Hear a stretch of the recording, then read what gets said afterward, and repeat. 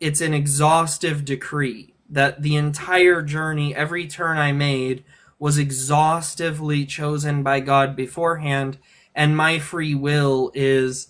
at worst an illusion, like many Calvinists do say, or at best it's just fulfilling some compatibilistic thing, but ultimately I'm always going to go the direction that God exhaustively decrees.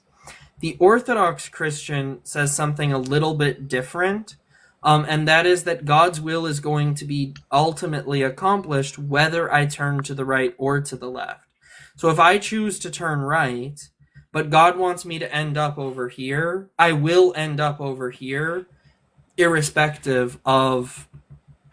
it's my decision is still my decision. God didn't exhaustively decree which direction I would turn or whatever, but God will still ultimately, if he has a purpose behind me being at some location, I will be at that location, right? This is the story of Jonah, is a good example of this. God doesn't say, God didn't in eternity past say, I really want Jonah to sin against me and go off and do his own thing and be in rebellion and rail against me and be angry and all this stuff and make, actually semi-false prophecies, because but the book of Jonah is kind of a clown world situation where things turn upside down and then God uses it for his glory. But